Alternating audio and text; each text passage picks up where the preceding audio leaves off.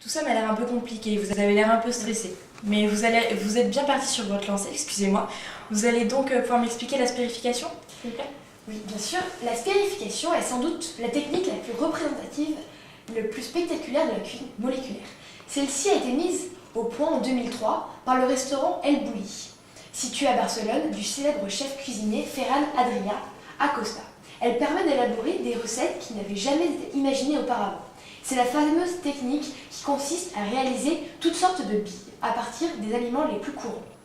Le principe est de réaliser une gélification contrôlée d'un liquide qui, plongé dans un bain de chlorure de calcium, va former des sphères de la taille que l'on souhaite.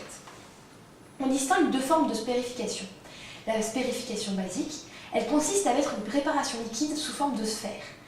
Cette technique consiste à plonger un liquide additionné d'alginate de sodium, propriété de gélifier en présence de calcium, dans un bain de chlorure de calcium. La spérification inverse, elle consiste à plonger une préparation liquide qui, contenant naturellement du calcium, produit laitier, crème anglaise, ou auquel on rajoute du chlorure de calcium, ou mieux du lactate de calcium, dans un bain d'alginate. C'est en fait l'inverse de la spérification dite basique. Elle a même but que la spérification basique, mais elle est spécialement indiquée pour les produits ayant une forte teneur en calcium. Ces techniques permettent d'obtenir des sphères de différentes tailles. Les sphères appelleront caviar, billes, œufs, gnocchi, ravioli, relativement souples. Les sphères résultantes de l'une ou l'autre technique peuvent être ensuite manipulées. On peut introduire dedans des éléments solides qui resteront en suspension dans le liquide, ce qui permet d'allier,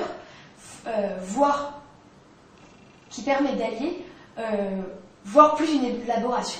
La spérification exige l'emploi d'ustensiles spécifiques, principalement de petites cuillères à trous ou seringues.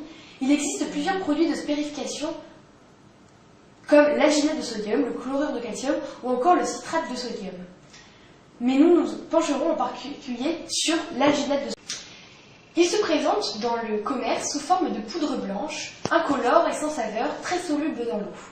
Il est extrait d'algues brunes, des espèces Laminaria, Fucus, Macrocissis, entre autres, qui poussent dans les eaux froides d'Irlande, d'Écosse, d'Amérique du Nord et du Sud, d'Australie, de Nouvelle-Zélande, d'Afrique du Sud. Cet ingrédient a plusieurs utilisations, notamment dans l'alimentation.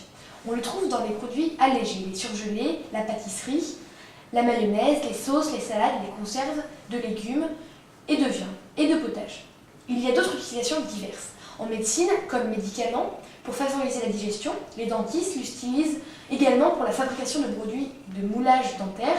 Dans l'industrie textile, il agit comme agent d'impression à sec et enfin utilisé comme produit coupe-fin dans les produits hypocaloriques.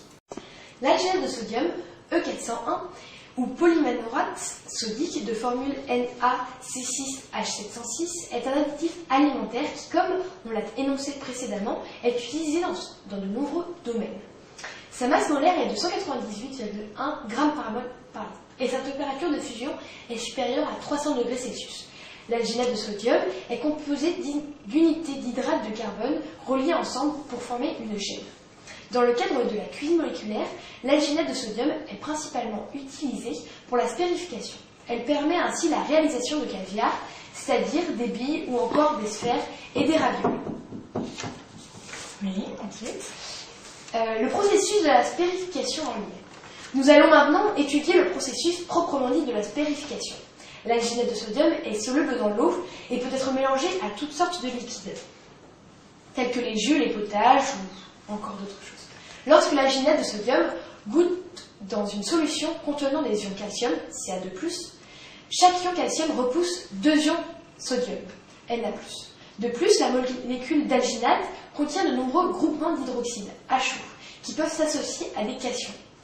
Quand l'alginate est associée au sodium, cela forme une chaîne très flexible. Cependant, lorsque le sodium est remplacé par du calcium, chaque ion Ca2+ s'associe à deux chaînes d'alginate, les liant ensemble. Les chaînes deviennent moins flexibles et forment un vaste réseau.